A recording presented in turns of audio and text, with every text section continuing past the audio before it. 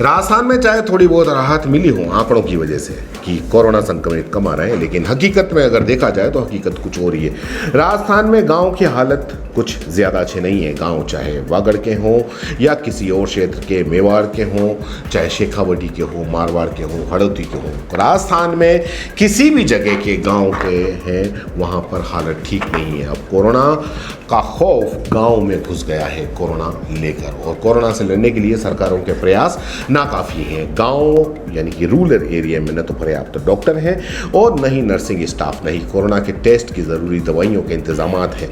डॉक्टरों की अनुपलब्धता के कारण ग्रामीणों को मजबूरी में झोला छाप डॉक्टरों की शरण में जाना पड़ता है। जांच न होने के कारण एसिम्प्टोमेटिक रोगियों को मामूली खांसी बुखार बताकर वायरल फीवर की ही दवा दी जा रही है। इस बीच एक पूर्व मंत्री और कांग्रेस विधायक झोला छाप की उपयोगिता भी बताया जा रहा है। चिकित्सा मंत्री को इस मामले में उन्होंने चिट्ठी भी लिख दी। बड़ी अजीब बात है, लेकिन क्या करें, ऐसी अजीब बातें होती रहती हैं। अब अगर बात करें वागड़ के गांव की, जी हाँ, वागड़ के गांव की, बांसवाड़ा, डूंगरपुर, इनके गांव के अंदर कोरोना की वैक्सीनेशन को लेकर कई अफवाहों ने जन्म ले लिया है। ये एक नई मुसीबत बनी हुई है और इसी अफवाहों की वजह से गांव में वैक्सीनेशन की कमी आई है। कई गांव तो ऐसे हैं जहां किसी ग्रामीण ने वैक्सीन नहीं लगवाई।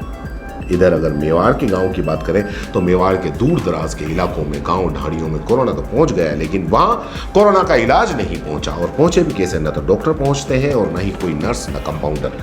शेखावटी में भी यही हाल है।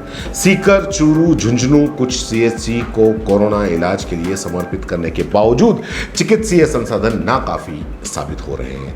अब इस बार सीकर के गांव में शहरी क्षेत्र के मुकाबले 20%, चूरू में 15%, झुंझुनू में 50% रोगी ज्यादा मिले हैं। हड़ौती क्षेत्र के हालात भी लगातार कमोबेश ऐसे ही हैं।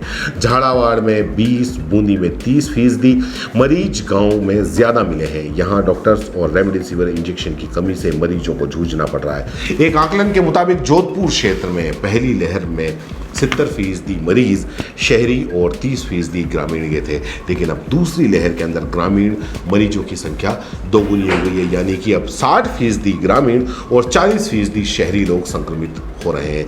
इधर उदयपुर जिले में अभी शहरी रोगियों की संख्या ज्यादा बनी हुई है, लेकिन यहाँ ऑक्सीजन और वेंटिलेटर की कमी बनी हुई है। वागड़ के आदिवासियों क्षेत्र में संक्रमण को अभी शहरों के मुकाबले कुछ कम, लेकिन यहाँ फैली अफवाह ने वैक्सीनेशन अभियान के अंदर रुकावट का काम किया है। बांसवाड़ा और पाली के आदिवासी बहुल इलाके में आजकल घर घर अफवाह फैली हुई है कि वैक्सीन लगवाने से बच्चे पैदा करने की क्षमता पर असर आएगा, फिर इससे विकलांग भी हो सकते हैं। ऐसी अफवाहों से टीकाकरण अभियान गांव में प्रभावित हो रहा है। उदयपुर के गांव में भोपे भी झाड़ फूंक से कोरोना का इलाज कर रहे हैं। इधर जाने क्यों कुछ नेता बिना सोचे समझे कुछ भी बयान जारी कर देते हैं और कुछ भी मांग रख देते हैं। अपनी सरकार के स्वास्थ्य मंत्री रघु शर्मा को लिखे एक पत्र विधायक भरत सिंह ने कहा है कि प्रदेश में 40,000 गांव हैं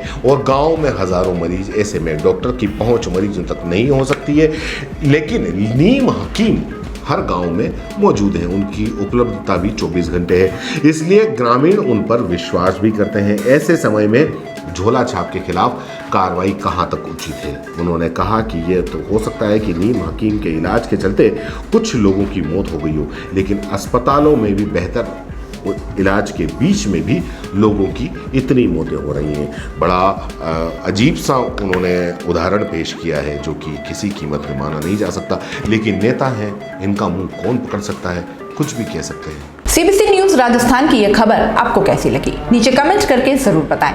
अगर आप YouTube पर देख रहे हैं तो सीबीसी न्यूज का चैनल सब्सक्राइब करिए, पास में दिख रहे बेल आइकन को भी दबाइए, ताकि जब भी हम आपके लिए कोई खबर, कोई जानकारी लेकर आए तो सबसे पहले आपके पास नोटिफिकेशन पहुंचे। अगर आप Facebook पर देख रहे हैं तो सीबीसी न्यूज का पेज लाइक करिए। अगर आप Instagram पर देख रहे हैं तो आप हमें फॉलो कर सकते हैं।